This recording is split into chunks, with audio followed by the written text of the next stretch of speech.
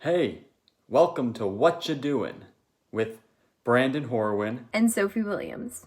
And today's special guest Hi, this is is Christine Pedi, and I am the host of the On Broadway channel on Sirius XM radio. And I'm an unemployed musical theater performer and cabaret singer and uh, uh, uh, just a hopeful voiceover artist. And that's what I wake up saying to myself every day. Great. Well, welcome to Whatcha Doin. We are so thrilled to have you here today. So thank you for joining us. Thanks for having me. So just to start off, can you tell us a little bit about your journey to, theater, how you got your start and sort of, where everything led you to today? Well, I started in community theater. I did not major in this in college. I majored in communications, and I went to Fordham University, and with the intention of becoming an art therapist. And I discovered their 50,000 watt radio station, which is as powerful a station as you're allowed to have in America. So it's as strong as any New York City major ABC, NBC, network station. And it was completely student run at the time. And I said, "What? I can play here?" And so I just totally immersed myself in that. I did not live away at college. Uh but I had the radio station, which was an entire corridor of a big, huge building. Like it was one of those castles with a central it was a square building, and each corridor looked down into a big central courtyard. So we had one full corridor, and it just devoted to the radio station. And people like Charles Osgood and Alan Alda, who'd gone to Fordham, worked there. And people like Michael Kay, who's the voice of the Yankees now, he was there before me, but we overlapped a little bit. And my best friends to this day are from my time there. And so I didn't major in theater because I didn't know there was such a thing. And I'd really only done a few plays in high school and loved them, but I didn't think you could actually earn a living doing that. I mean, you know, that's crazy. That's for like special enchanted people who live in an enchanted world. So I didn't even think about it. Didn't even cross my mind. And after I graduated, I temped and I started doing community theater. And that's when I started to get the bug. I had got really good leads in shows. I I mean, I played Fanny Bryce and Mabel Norman and Marion the Librarian and Eliza Doolittle and Ava Perón opposite John Tracy Egan, who you was a previous guest, I believe, on your show. And I Audrey and Little Shop and Nancy and Oliver and I just really thought maybe I should do this, but I didn't know anybody in the business. I knew John Tracy Egan, but he was new to it too. We're all, we would be doing community theater and then an occasional children's show somewhere. But John went off to do, he got cats. He got cats in Zurich, and that was a big deal. And he went off to do cats in Zurich, and I think not long after that, I uh, I had quit my job finally, my temp job after 2 years, and attempted to do this for a living and couldn't get arrested, of course. I would just buy the trade publications, Backstage and Playbill, Backstage and Show Business. And I'd go to open calls every single day, hundreds of girls, non-equity open calls. And finally I said, I'm not going to do this anymore. Years and years of this, years of it, probably 5 years of it. And I just said, nope, that's it. I just made a statement I exclaimed to the universe that was it. I wasn't going to do that anymore until I could get an agent to submit me, but I had no experience. So you can't get an agent without experience. So you can't get a submission without an agent.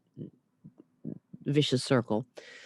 But then the very next thing I read in Backstage was for an audition for Forbidden Broadway.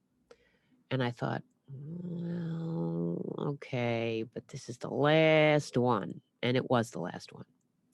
Wow. And as a matter of fact, I did Forbidden Broadway for a year on the road in a bus. They tore the back of the bus out. Half of the seats in the back of the bus were pulled out so they could put the set and the costumes. They called it a bus in truck tour, not a bus and truck tour. And we were 107 days on the road. About 69 of them were, I think it was 69 different cities. And we only had 5 days off. Wow. But by that, I mean, there were only 5 days where we didn't have to be on a stage and or on a bus. 5 days where we could wake up in a bed and go to sleep in the same bed out of 107 days. And it was a great way to see America. It was a great way to, it was a wonderful experience, but I just found my journals and I was miserable. I was so miserable after like the first week. We were all getting on each other's nerves and everything. But my ultimate takeaway memory was I got to see America from everywhere. We started in Minnesota, went down through Iowa and Missouri and Arkansas, through to Florida, up to, Georgia and West Virginia, into New England, across to freaking Ohio and down into the Midwest, into the Southwest, and then up to the Northwest. And, it was a beautiful way to see America. And then when I came out of that, I remember I splurged and I had another job coming up. Forbidden Broadway wanted me to do Denver, and not Denver, Detroit.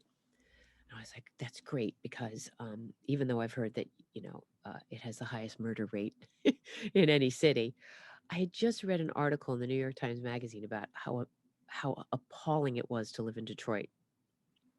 I didn't care because it was my first sit down job. So I planned to go to Europe to visit John Tracy Egan in Katz in Zurich. And I was going to go with 2 friends, and I had no money. I had no credit card. So one of my friends said, I'll pay for the hotel bills. You can pay me when you get when you go to Detroit. So I went to Europe for 10 days with $200 in my pocket.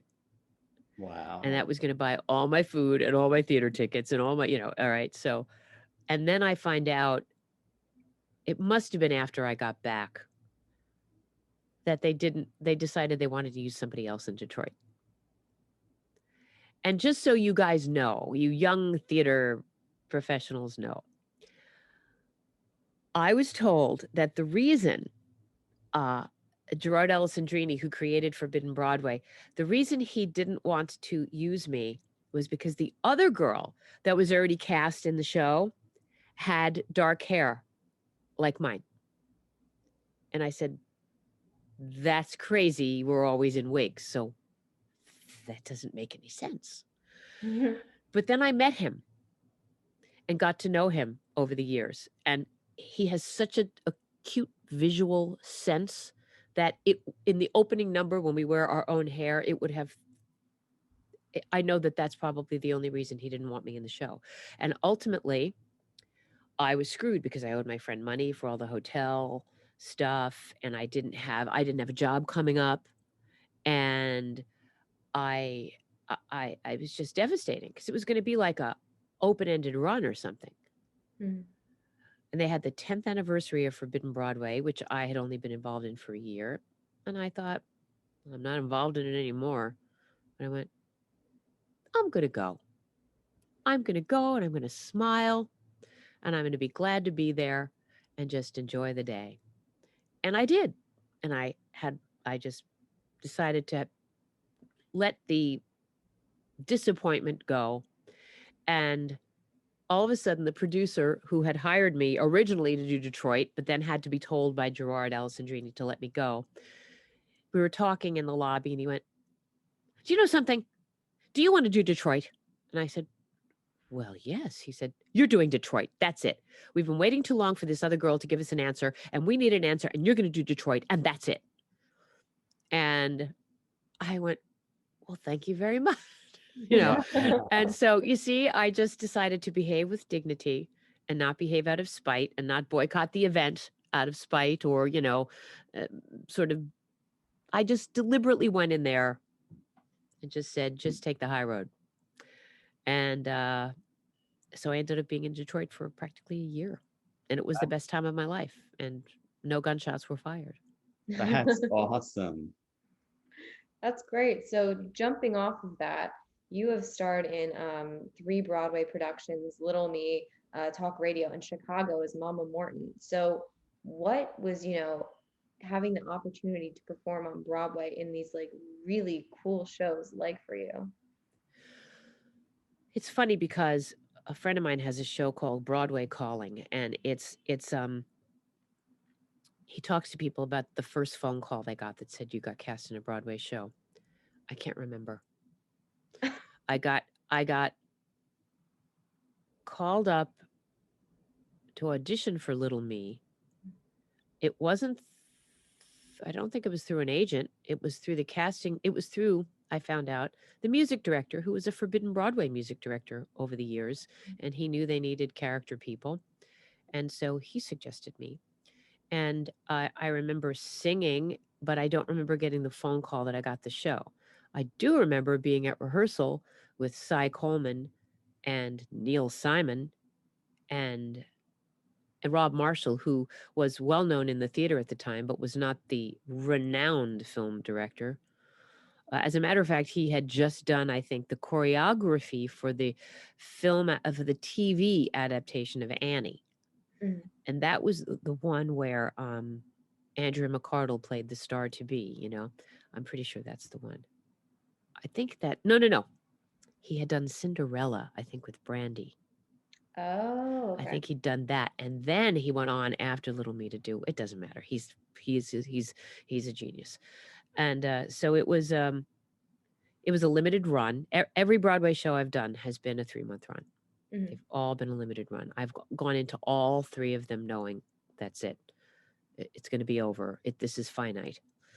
I didn't do very much in Little Me, uh, but it was a killer score, and I got to just watch Martin Short be Martin Short. And I'm so happy I got to meet Cy Coleman for a brief period of time. He died shortly thereafter. It devastated me. I couldn't believe it.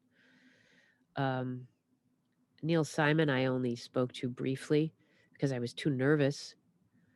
Because, as I put it, he and I had a great relationship prior to Little Me. He just didn't know it,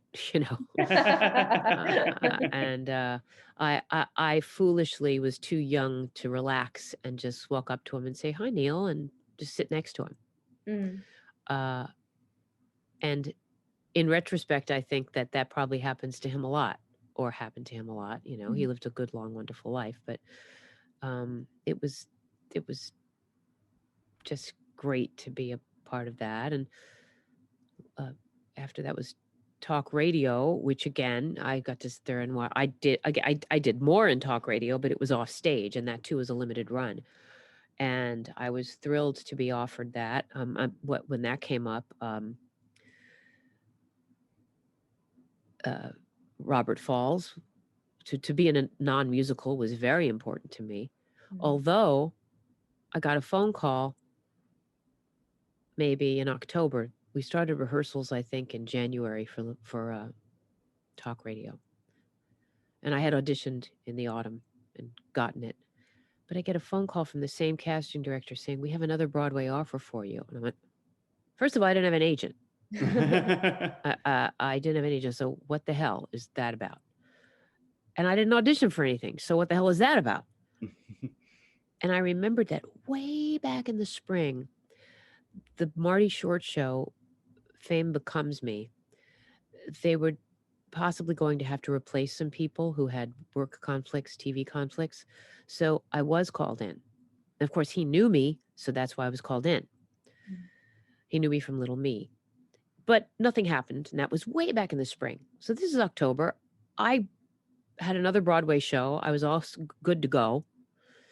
I had canceled all my commitments in order to do talk radio because I had symphony commitments Mm. And although I hadn't signed any contracts yet, it was still, they considered it, you know, a commitment. Anyway,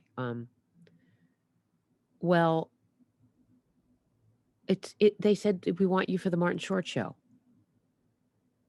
And they're looking at people, but the casting director said, "Look, I know she's got another offer here, and she's just about to, sign on the dotted line and everything." Maybe I hadn't remember, but anyway, so it was the casting director who had knew on the inside that I was going to be taken, and so they offered it to me.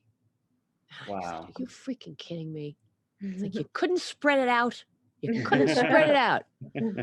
And I had to say no because I had already, it was too late. It was just too late. I Yeah. couldn't pull away. And believe me, I was very happy to do a straight play by Eric Bogosian, who was a genius, a writer, and with Robert Falls directing and with freaking Liev Schreiber. I was not unhappy, but I was also bummed out that I could not be on stage with Martin Short, actually on, opposite Martin Short. It just couldn't believe it. But Wow. that was, but as it turned out, Martin Short's show closed before I ever would have gotten a chance to go on. Oh, Oh. wow. So it ended up, I mean, in the long run, it ended In up the long working run, it was out. fine, but that's what happens, It was those doldrums of January when shows can barely hang on.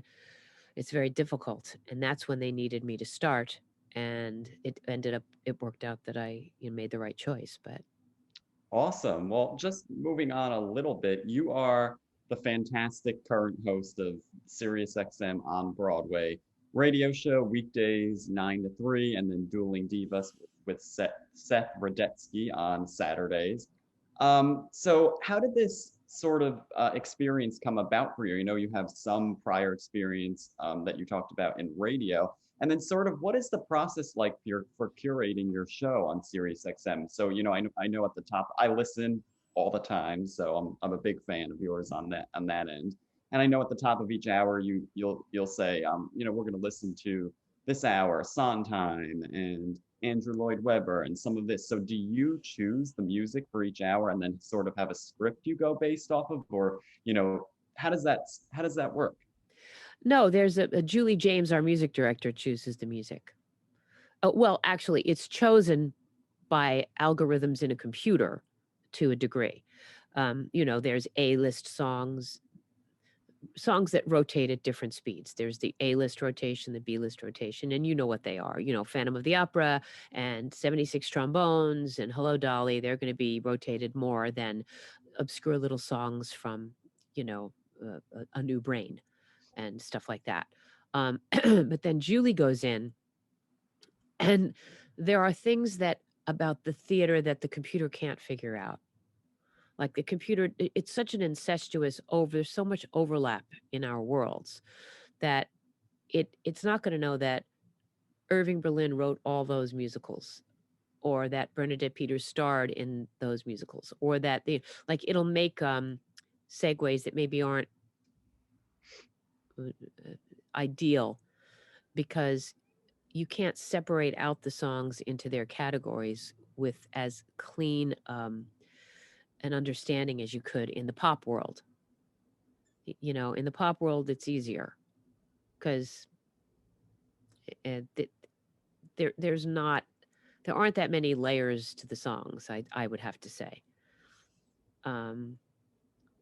There's you take like Oklahoma. Is it a revival? Is it a Hugh Jackman song? Is it a revival? Is it a Rodgers and Hammerstein song? Is it an up-tempo song? Is it so sometimes Julie, and so Julie has to look through that and say, and finesse things, and she will finesse them. And then I will look at the log and I'll know exactly why she did what she did.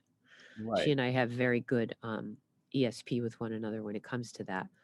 And so I'll see why she went from one song, or at least why I think she went from one song to another. Sometimes she doesn't. Sometimes she'll say, "Gee, I didn't even think of that," and I thought, "Gee, I thought you were thinking of that." But that's how it works. That's how it works. It's it's my job after. Good God, I don't even know. 35 years of theater going experience, and I've seen pretty much everything. it's my job to figure out how to connect one to the other, or figure out just essentially what to highlight, what to say, what the connective tissue might or might not be. This is actually the week that we're recording this is actually,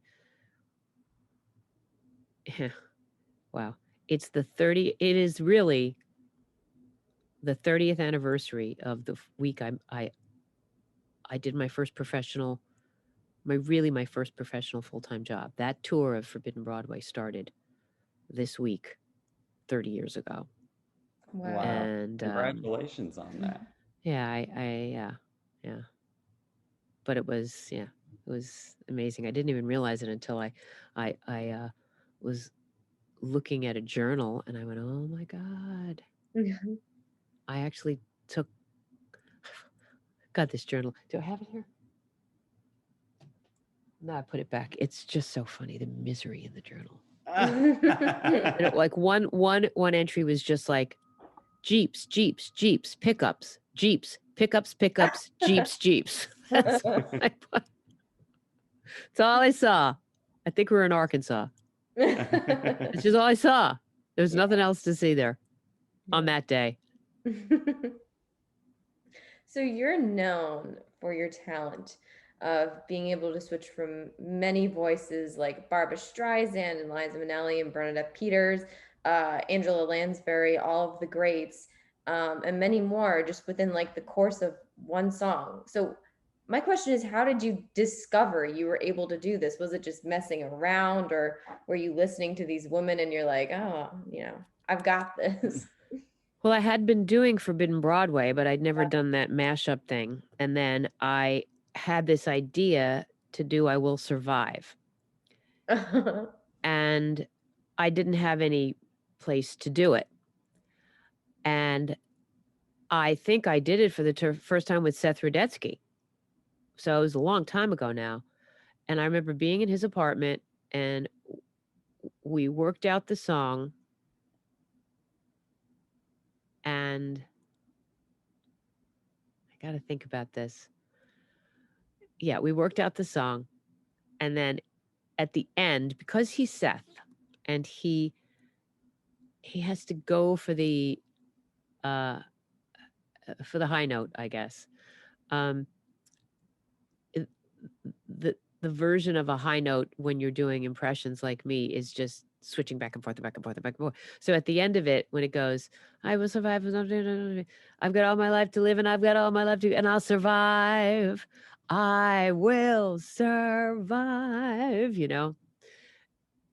He said, oh, you have to do a different person on every syllable. I will survive. And I'm like, really? Oh, Jesus. And so I just started, we just did it. It was just not that hard. It's not hard. It's really not hard, but it takes a minute to remember who you assigned what note to and what word to.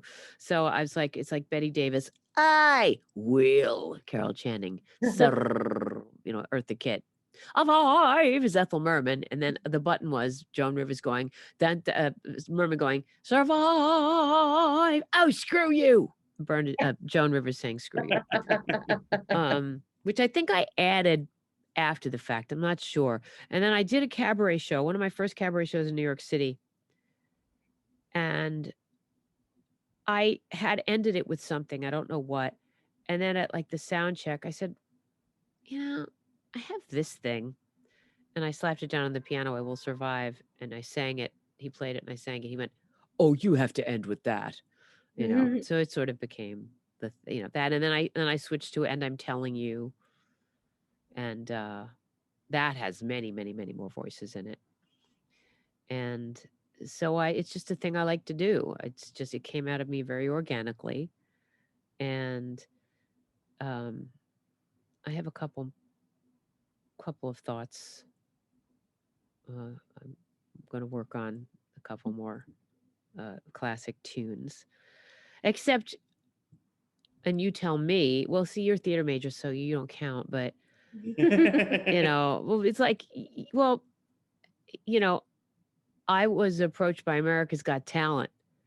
And I said to them, yeah, I'd love to do your show, but, they're not, I can't do Patti LuPone or Bernadette Peters or Elaine Stritch or even Joan Rivers. I mean, the mainstream America don't know who these people are. Joan Rivers, they probably still do, but I can't do uh, Carol Channing. I can't do.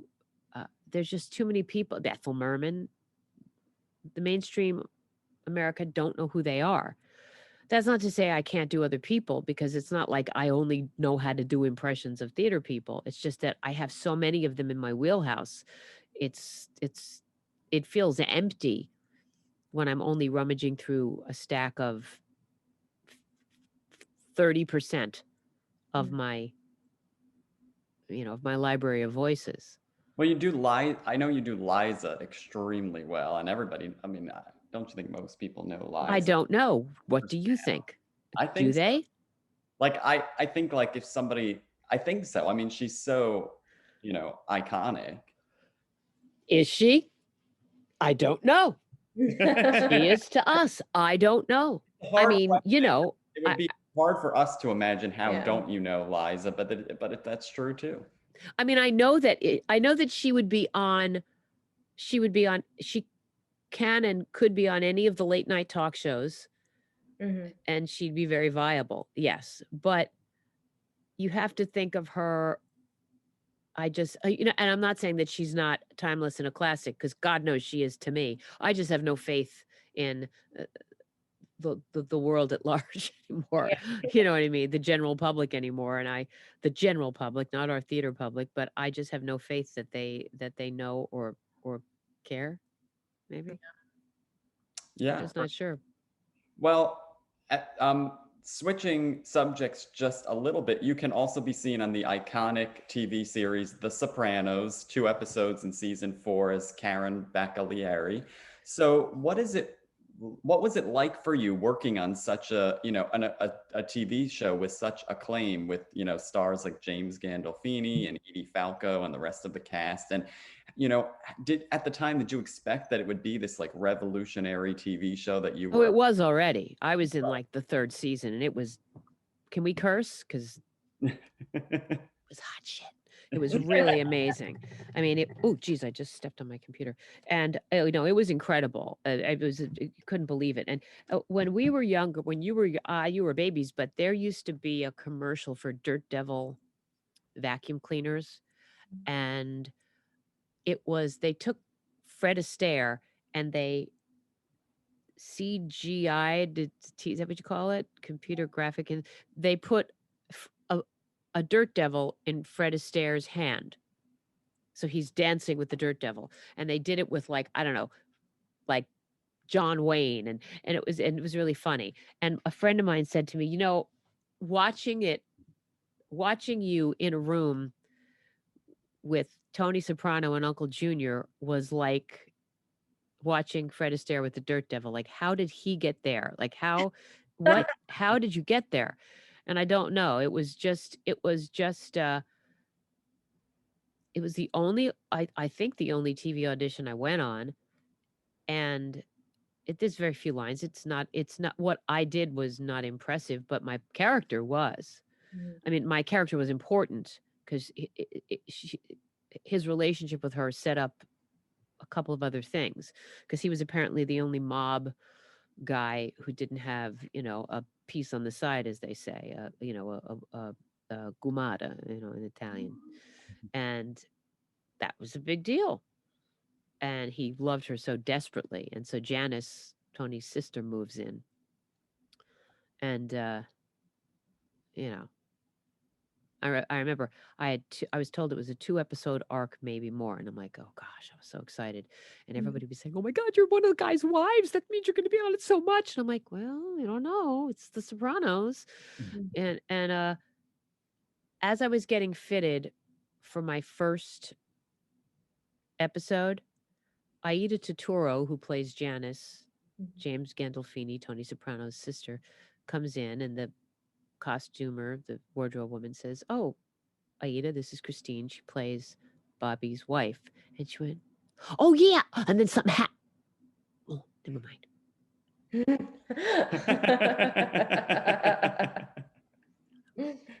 And I was like, I knew it. Damn it. I knew it. And so I knew it. And so I knew halfway through the first episode that something was going to happen.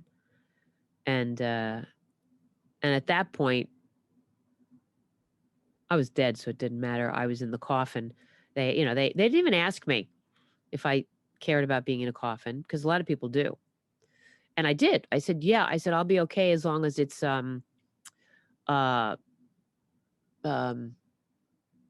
not closed, not half closed. Can't do half closed. And but so anyway, it was wild. It was just wild. And I got to meet, I got to be in a scene with James Gandolfini, and in a scene with Uncle Junior, and in a scene with all the women, which was so nice. And that meant a lot. And it meant a lot. I was very happy about that. Well, your ZD lives on.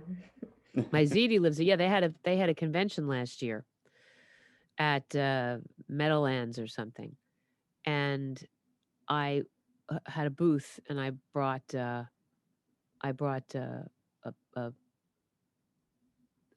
Pyrex of ZD, and people took pictures with me and the ZD. That is so So funny. It was funny. People love that character. I tell you, it was really fun. I was very. Oh, look what they also. They when I died. I don't know if you can. They gave at my funeral. There were mass cards. I keep this with me. Oh my Oh my gosh. Okay, and then on the other side, it's hard with the filter, but Yeah. it's got like "May she rest in peace," Karen. Hold on, I'll get it. There you go. Oh yeah, there it Oh, is. wow. In memory of it's. So and they had like 250 of them in a box, and I said, "Could I get some of those?" And they gave me like 6. That's amazing. So I had them reproduced Yeah. at the for the event, but it was a piece of history, and I watched them all over again before the event, and they are. I don't want to say they're better the second time; they're just completely different the second time. Mhm. Oh my God, the things I forgot about. Have you watched The Sopranos? Yes. Mhm. Like, I forgot that Melfi just drops him like a cold potato at the end. Mm. She just like, I'm out of here. Mhm. I just didn't remember any of that. None of it. Mhm. But it was great. Well, that's great. Moving on to this next section, which is more focused towards our young professional audience. How did you personally find your voice in the Broadway community, whether it be a performer, a radio host, TV actress, anything of the sort? I did absolutely everything that was available to me, and nothing was available to me as far as jobs. When I told you that I did community theater, right? I did all those great roles in community theater. Well, I have not played that many roles in my entire career. All right. I played all those roles in like 4 or 5 years. And in my entire career, 30 years, I've not played that many roles. I've been in many productions of Forbidden Broadway, and I've been in, I've done uh, a, a lot of reviews, and I've done a lot of readings, and I've done a couple of things. But the only reason that I have any kind of, I don't know, presence is because I created cabaret acts, not even that many of them, but I created cabaret acts, and I went to every open mic and every opportunity I could. And I think people knew who I was because of Forbidden Broadway. I mean, I didn't play roles, but I didn't play in um, book shows, but I developed a reputation because of my work off Broadway, where I spent a lot of time in Forbidden Broadway and in Musical the Musical and in Spamilton. But simultaneously, I would show up at open mics. I I uh, I did a lot of benefits. Sometimes I'd ask if I could do the benefit. Mhm. If they didn't ask me, I'd ask them, particularly in the beginning. And because I knew there was no opportunity for me to use what I did, apply my craft, and for anybody to see me. Mhm. And so I used whatever was available to me. And I think that's the reason I got the radio job was because of working in college radio.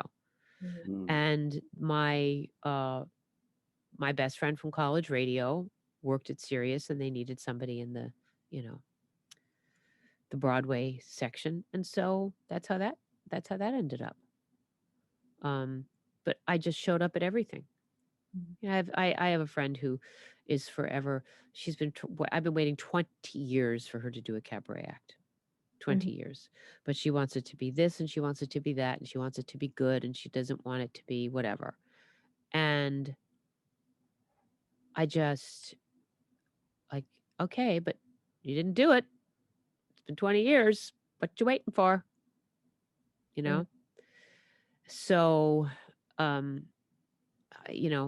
didn't wait for it to be perfect Mhm. because it never would be. I just did one. Once you do one, and you know that you're not going to explode all over the room or, you got to get your feet wet. And you also got to get more comfortable on stage. And if nobody's giving me any roles in theater, uh, how else am I going to get comfortable on stage? And also, how am I going to break away from these long running shows that I just, that the content of which doesn't change enough to mix it up for me. Mhm. So, you know, there's that. So that's what I did. I just kept on using every opportunity available to me. Uh, I wouldn't give up. So that's awesome. So coupled with that, so being that someone's been, we ask a lot about COVID and sort of, especially like since we're students entering the business, you've been able to work. I know you've had the station set up at home, working with, the radio and doing, virtual content. And so coupled, during the pandemic, and so coupled with that, what kind of advice can you offer to, students and up and coming artists to sort of, break through the mold of this time period and for their careers going forward? Well, you're never going to have this kind of uninterrupted time ever in your life. It's just never going to happen again. And so, why not use it to read every play that ever existed? I'm not kidding you. Why not use it to get your stuff so together and so organized? Um, it's expensive, but maybe this is the time where you figure out a cheaper way to get your photographs done and you try to do them yourself. Because there's a lot of, now we all know about green screens and lighting and stuff like that. Um, Now's the time to honestly to do research and put that cabaret show together. If you can't afford the pianist, this is when you sit in front of the computer and you just listen to music and you audition songs on whatever music source you have. I mean, sometimes I would just go to iTunes and not even pay for the songs. I just listen to whatever portion of the song I could hear, you know, for free. Um, uh, just to have. You can also just have play readings. You can have play readings. Um, Parts you've always wanted to play. Just amongst your friends, have Zoom play readings Mhm. and say, "What the hell? I've always wanted to play. I don't know. Mhm. I don't know. What's her name? Lady Windermere's fan, or I always wanted to play. Uh, uh, um, oh God, the importance of being earnest. You know, Lady Gwendolyn. Bracknell. Lady Bracknell. I've always wanted to play Ernest. I've always wanted to play this. Do it. Why the hell not? There's nothing else to do. Just I mean, you're sitting here binge watching is okay, but you're never going to have this uninterrupted time. It's just not going to happen. It's Mhm. true. Although we should learn to give ourselves the time, and maybe that'll be a byproduct of this, is that we'll all learn to appreciate how important it is to be home by ourselves a Mhm. little bit more often. Yeah. You know, Absolutely. Absolutely. I'm personally going to save up for a facelift because I cannot believe I'm seeing in this thing. Look how good that looks. That's This happened like last week. These things dropped last week. Yeah, definitely facelift for me. But never touch the eyes. Um, I think, yeah. Because even if you're young and you're starting out and you don't look, I didn't feel capable of sticking up for my own abilities because I didn't have any experience. So I wouldn't pursue things that I had not proven I could do on stage. So I would pursue funny, loud, fast, and funny things, but I would never say to an agent, "Oh, I want to be in this Noel Coward play or this Oscar Wilde play," even though I do killer accents and I could do them because I felt that I needed the experience. That was my problem. I'm sure there are plenty of people who have that similar insecurity, and then why not just sit here and do them all? Maybe and maybe just simply ask somebody. And it never hurts to ask. Just don't be an idiot when you ask. Ask respectfully, and that's it. And don't waste people's time. Don't take too much time. It's better if you say less. It's better if you tell the person why you think they're valuable to you and would they be interested in doing this. If you gush too much or you tell too much about, let's say I want to do a reading of Noel Coward plays and I want to get a director to maybe sit in on the Zoom reading and offer some suggestions. I'd write and say, "Dear so-and-so, having loved your work for so many years, I would think it would be an honor to work with you. I couldn't imagine that would happen, but I'm putting together this reading and having, if you could find it in your heart to be a part of it, blah, blah, blah." Anything more like, my life as an actor is a such and such and such. They don't need that. More people are willing to do stuff than you think in this world, fancy people. Just give me the who, what, when, where, and if I can fit it in my schedule, Yeah, Um, what'd you say?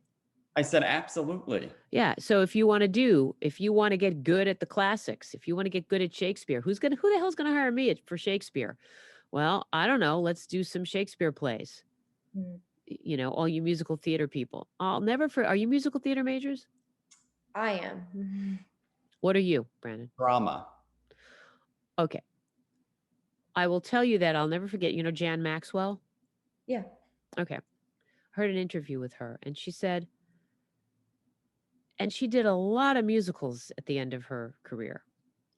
Chitty Chitty Bang Bang, Coram Boys, she sang. The Follies, of course. A couple of others. But she said starting out of school, she deliberately did not go into the musical theater because she knew she would be pigeonholed. And that was very brave because there's not as much work, I feel, in straight plays. But she probably looked at herself and saw a tall, thin, patrician-looking woman who could play other ethnicities, veer into certain other ethnicities, a la more like a Meryl Streep can, and thought, no, I'm willing to take that path. And she didn't do musicals because she knew people pigeonholed you, and they're veering a little bit away from that now, which is nice, but they still do it. They still do it. Don't let them do it. But the only way to stand in front of them and say, "Nope, I can do this. Please give me an opportunity," is to be able to have done it. So why not use this sequestered time here to do a version of it? Yeah. You don't have to wear the doublet and hose and the pantaloons and stuff. You can just say, "Hey, I want to do something I never done before."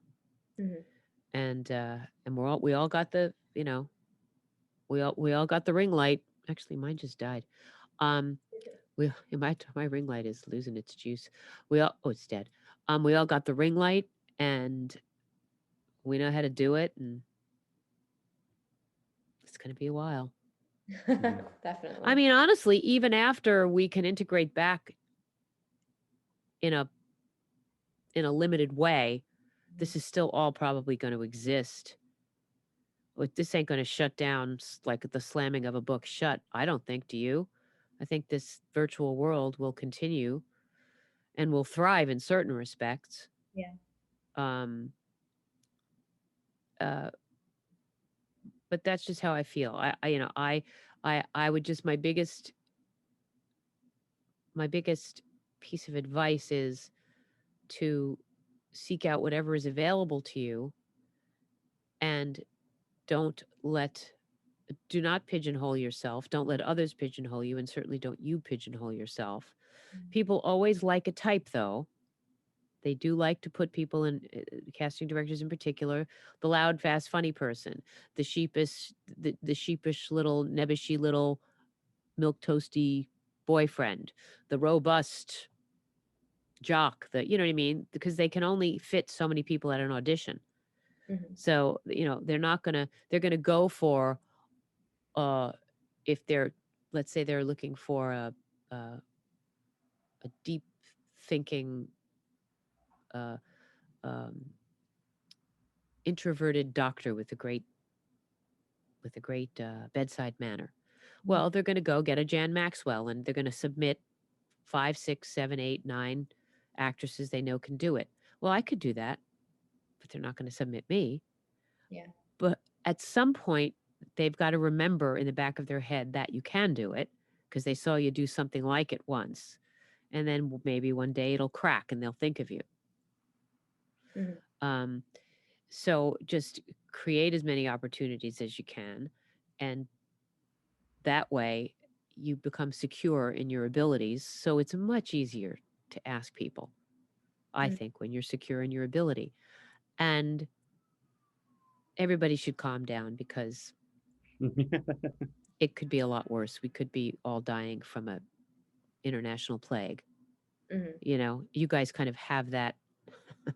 You kind of have that litmus test already. It's play acting, and and screwing it up or getting it wrong or doing it badly. You'll live through it, and you'll get better. And don't worry about it. Don't worry about the mistakes you made. Just don't be a mean person. Yeah. And don't be a foolish person. That's all. You can make mistakes constantly. Yes. But admit them, apologize, be kind, and just, what is it? Hold on. I don't know if you can read this. Can you read? Oh, for God's sake. Hold on, I'll do it. Can you read that? When something goes wrong in your life, just yell plot twist and move on. There you go. Love it. On that note, on a great note like that, thank you so much for coming on today and sharing your stories, your career, your journey, and your advice. We really appreciate it. Congratulations on everything you've achieved and continue to achieve in your career. It's amazing. And we are, so thrilled to have had you. So is there anything else we can promote on here for you today? I know I'm going to set up a GoFundMe soon for the facelift. Look how much nicer that looks. Doesn't that look great? That looks great. Yeah, I'm going to set up a GoFundMe for the facelift. I'm going to try and figure out how to get these eyebrows off. These are not my real eyebrows, you guys. There's like this gray. They look gray. I don't know what is going on, but I'm going to go play with Zoom.